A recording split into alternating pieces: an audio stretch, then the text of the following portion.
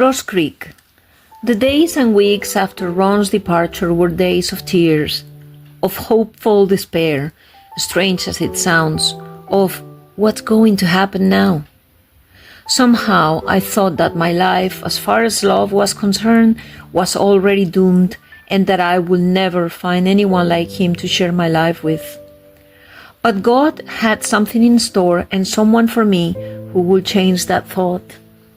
Although it was not something instantaneous or a crash, it was something that was installing over time in my soul and in my life, and that arose thanks to a series of somewhat unfortunate circumstances, but that proved that magnificent Spanish saying that says there is no evil that does not come from for a good thing.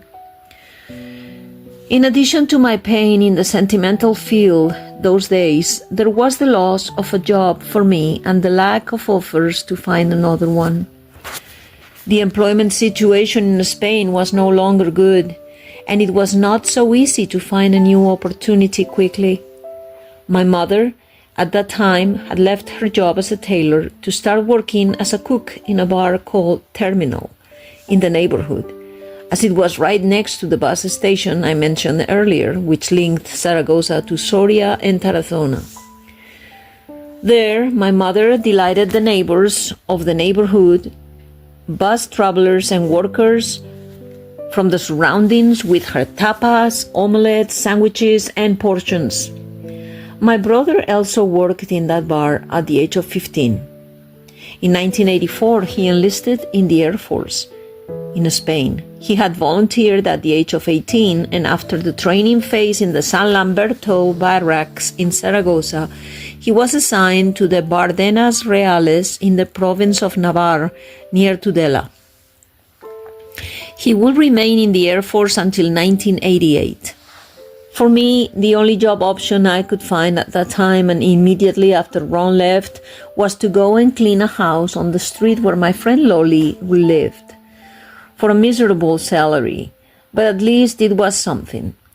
Although I didn't last long because that lady made me scrub the floors on my knees when mops were already something more than old in Spain and something that everyone used. That job was only a small step to find a much better one, both financially and satisfactorily. A job that would lead me to meet the man I ended up marrying for the first time, and through whom 3 of my most adored treasures will come to my life, my children. If at that time, when our wonderful neighbor Conchita Carrillo, the radio announcer I mentioned in a previous chapter, offered me the opportunity for a job interview as a telephone operator at the famous Don Yo Hotel in Zaragoza, I had imagined the impact it will bring to my life and the beautiful years I will live after, I wouldn't have believed it. Everything happened quickly but solidly. One day in July, in the afternoon, I went to meet the director of the hotel, Mr. Domenech, for the job above. Honestly, I had no experience in what that job demanded.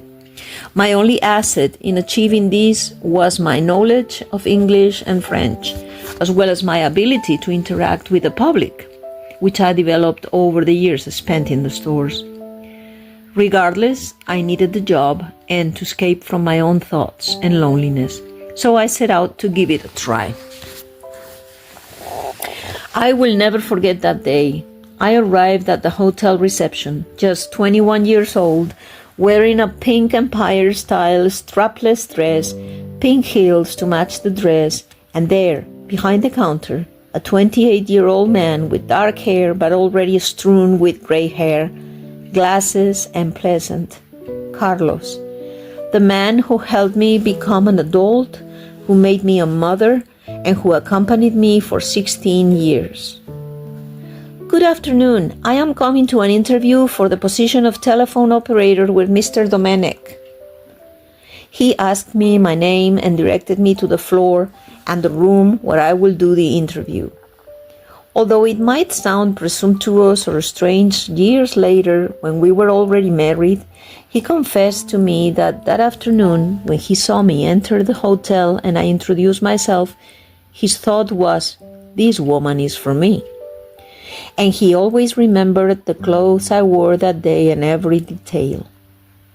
I got the job without much effort and quickly. That work was carried out in a small room located in the hotel lobby, with an old switchboard that had plugs to connect a welter of cables that I alone had to control to communicate the rooms, cabins, and incoming and outgoing calls. After thinking that English or French would be the languages I would use the most besides Spanish, of course, it turned out that most of the tour groups visiting the hotel were Italian, so another new language that I had to learn by force, at least to have a basic grasp. Thank God, Spanish is a first cousin of Italian, thanks to the Roman invaders from whom we inherited Latin. And better or worse, we came to understand each other and everything went smoothly. Carlos came to see me in my cubicle wherever he started or finished his shift, or when he went to eat, which we often did at the same time, just half an hour in the hotel kitchen with the other employees, to almost literally gobble up the food and go back to work. One day he came to work and, as always, came to greet me, but on that occasion he was in a bad mood, unknown to me until then, and I don't remember very well why. He made some comment, perhaps something out of the ordinary, and I couldn't deny his bad mood. I went straight at that moment and told him that I didn't know what was wrong with him, but he shouldn't take it out on me because we hadn't seen each other until that moment that day.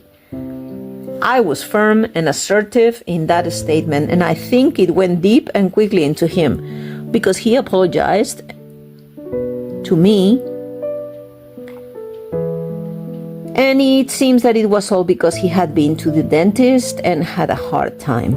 Well, I think a toothache is a great excuse to be in a bad mood. Apart from that incident, everything went smoothly from then on.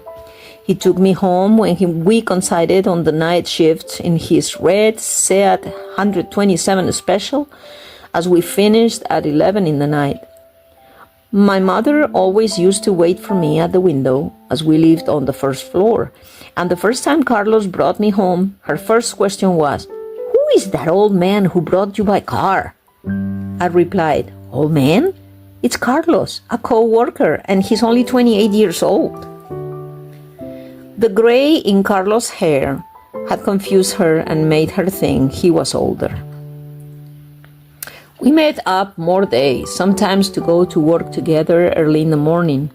He lived in his maternal grandmother's house at the time, near the Plaza San Miguel in Zaragoza. We used to meet halfway between his house and mine, and from there we would go to work together, chatting about our lives, what we liked, and things like that. Other times we met for a drink. I continued to go to Chevre regularly, and that was mostly our meeting point. And like me, Carlos became part of the circle of close friends of Paloma and Antonio, the owners. One day, I went to her house, although her grandmother no longer lived there, and what until then had been developing as a beautiful friendship ended that afternoon in something much bigger, ended up in love, in physical encounter. I remember crying a lot. It was as if my soul had been washed with those tears of many things, of many sufferings and disappointments. And at that moment, he asked me the question, without engagement rings, without boasting or kneeling down, "What if we get married?" I couldn't help but smile widely.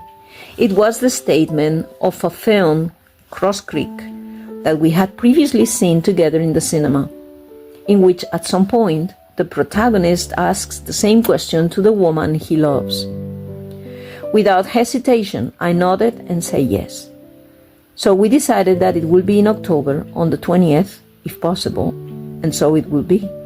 Not without a couple of problems and compromising situations before. My future, at last, looked clear and fearless.